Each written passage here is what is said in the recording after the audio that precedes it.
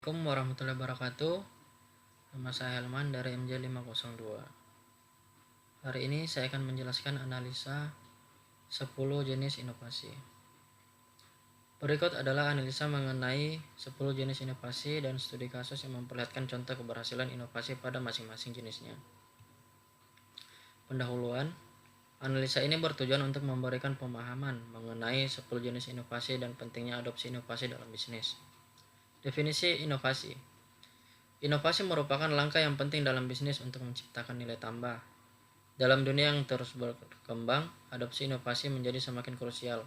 Dalam kehidupan, ada banyak sekali inovasi yang bisa diterapkan, baik dalam hal pendidikan, bisnis, bermasyarakat, atau dalam bidang lainnya.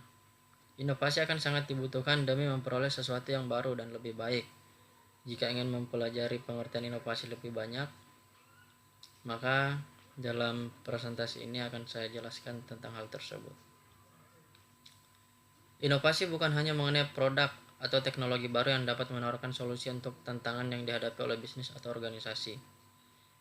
Sebagian besar, waktu inovasi dianggap sebagai hewan baru yang menantang untuk diadopsi pada sebagian besar sistem perusahaan karena tidak ada perbandingan apple to apple tentang bagaimana manfaat nilai tersebut. Sedangkan proses inovasi harus terus berjalan untuk menemukan solusi terbaik dalam memecahkan masalah bisnis. Tantangan dalam membuat inovasi menjadi lebih dapat diterima oleh perusahaan dalam menangani suatu masalah bisnis. Hal ini telah mendorong konsultan inovasi untuk mengembangkan 10 jenis kerangka kerja inovasi, di mana ini menjadi alat yang sangat berarti untuk membantu memperkaya proses inovasi dalam banyak hal. Kerangka kerja dapat digunakan sebagai alat diagnostik untuk menilai proses inovasi yang sedang berlangsung, menganalisis pesaing, mengungkapkan kesenjangan dan peluang potensial. 10 elemen dasar kerangka inovasi dapat diklasifikasikan menjadi 3 kategori utama. Elemen dasar kerangka inovasi yaitu konfigurasi, penawaran, pengalaman. Elemen dasar di kategori kiri adalah yang paling jauh dari pelanggan. Semakin bergerak ke sisi kanan, maka jenisnya menjadi lebih jelas bagi pengguna akhir atau pelanggan.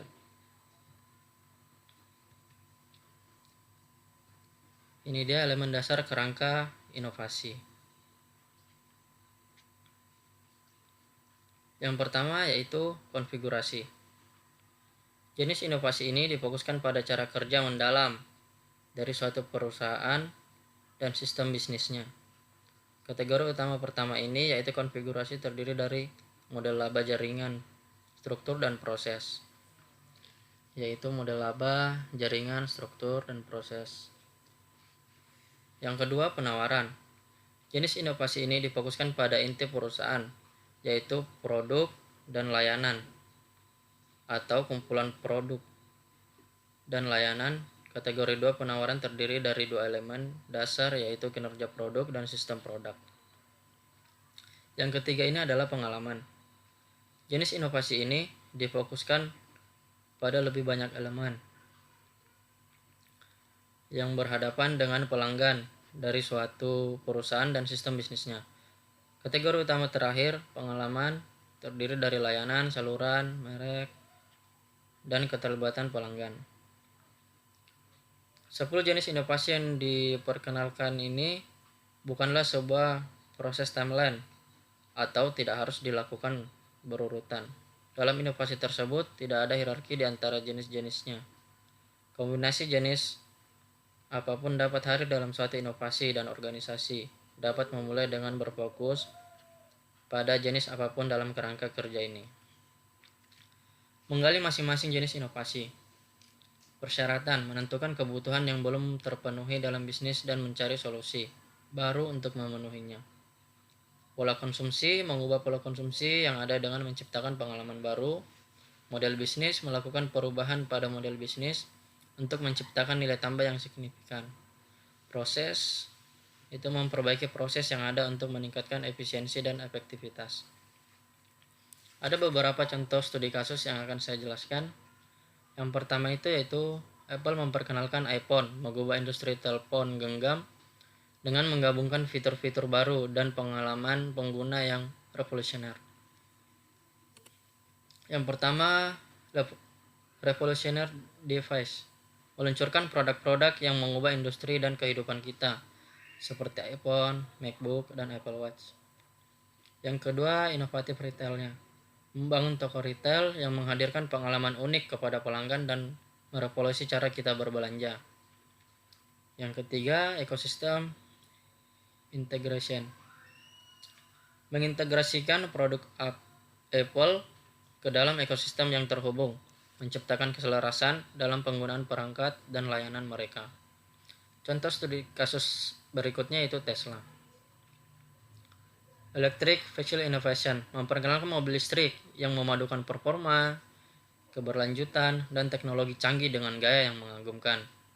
Autonomous driving, membawa teknologi otonom ke jalan raya, membuka jalan bagi masa depan berkendara yang lebih aman dan efisien. Sustainable Energy Solution, menghadirkan solusi energi terbaru melalui baterai lithium-ion yang inovatif dan sistem panel surya yang efisien.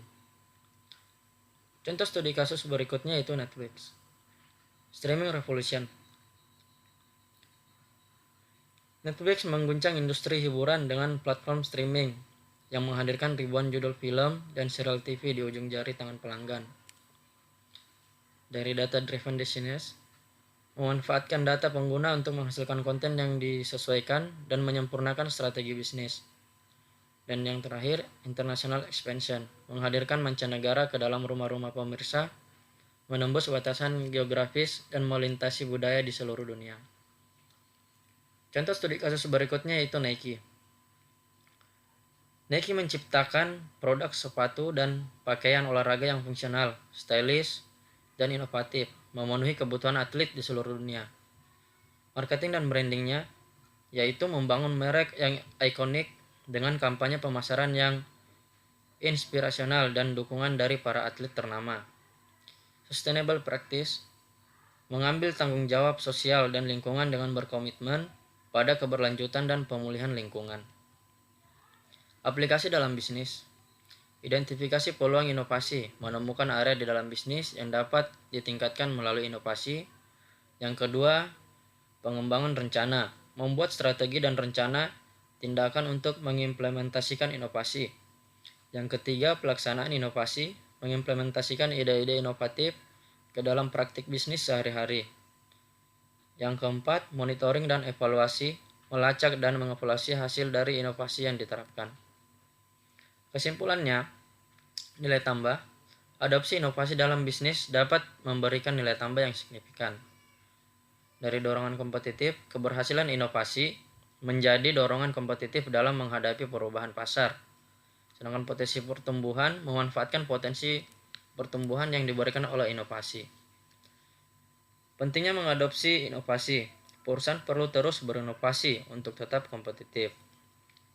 Memiliki keunggulan bersaing, yaitu inovasi dapat memberikan keunggulan dalam pasar yang padat. Implementasi yang sukses, studi kasus menunjukkan bahwa inovasi yang sukses dapat meningkatkan kinerja perusahaan. Saran dan rekomendasi, berdasarkan analisa ini, kami merekomendasikan perusahaan untuk fokus pada pengembangan produk dan pelayanan serta mempertimbangkan konsep inovasi yang berkelanjutan.